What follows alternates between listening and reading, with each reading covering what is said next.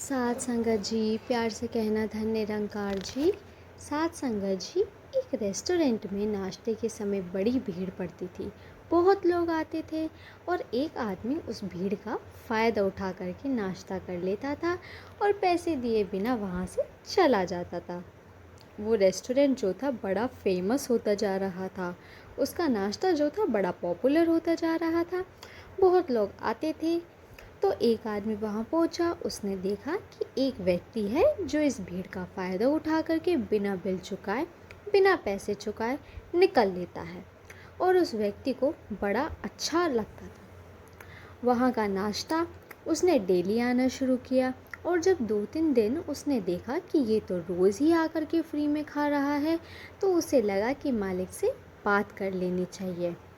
तो उसने देखा, बात करी और बोला, भाई देखो, तुम्हारा यहाँ पर नुकसान हो रहा है। मालिक से मिल नहीं पाता था, इतनी भीड़ होती थी, बात नहीं हो पाती थी। एक दिन थोड़ी भीड़ कम थी।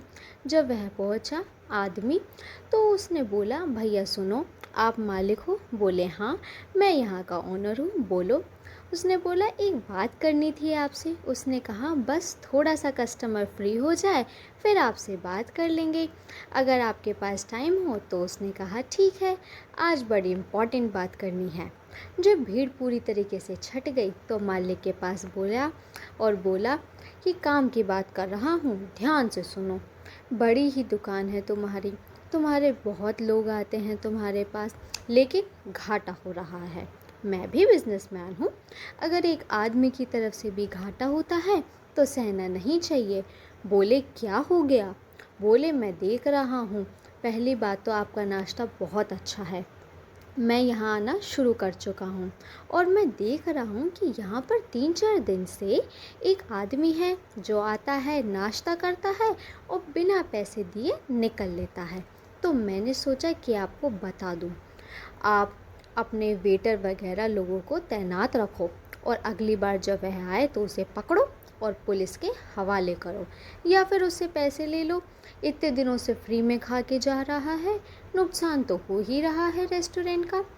मालिक ने कहा, अरे भाई साहब, आप नहीं समझोगे, मैं आपको पूरी बात समझाता हूँ। बोले, ये जो भीड़ है ना, ये उसी की वजह से है।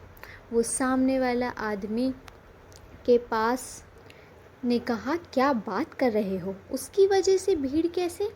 बोले, हाँ, और ये आप पहले इंसान नहीं हैं जो मुझे बता रहे हैं कि वो आता है, फ्री में खा के जाता है।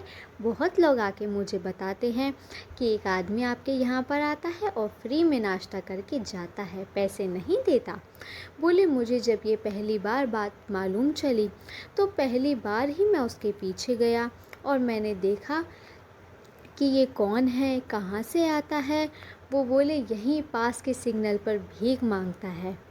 मैंने उसको कभी अपमानित नहीं किया, कभी उसकी इंसल्ट नहीं की, कभी उससे कुछ उल्टा सीधा नहीं कहा, कभी उससे पैसे भी नहीं मांगे, उसको कभी भगाया भी नहीं। वो आता, पेट भर खाना खाता और चला जाता। ये भीड़ उसकी वजह से है, आप पूछ रहे हैं ना?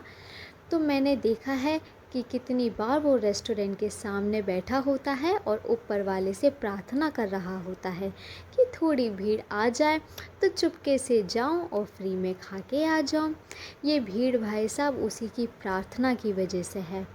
जब उस रेस्टोरेंट के मालिक ने कहा, वह जो बिजनेसमैन था जो नाश्ता करने आने लगा था, उसकी सोच बदल गई। उसने कहा, हाँ, हमें यही समझना ज़रूरी है कि कई बार हमारी लाइफ में जो खुशियाँ आई होती हैं वो दूसरों की दुआओं से, दूसरों की प्रार्थना से आई हुई होती है। साथ संगत जी, हमें उनका शुक्रिया अदा करना चाहिए, उन्हें थैंक यू कहना चाहिए, जो कि हम करना भूल जाते हैं।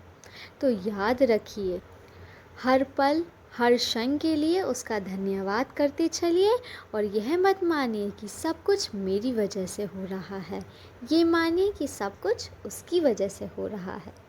साथ संगत जी, कहानी पसंद आई हो तो वीडियो को लाइक और चैनल को सब्सक्राइब ज़रूर करें। धन निरंकार जी।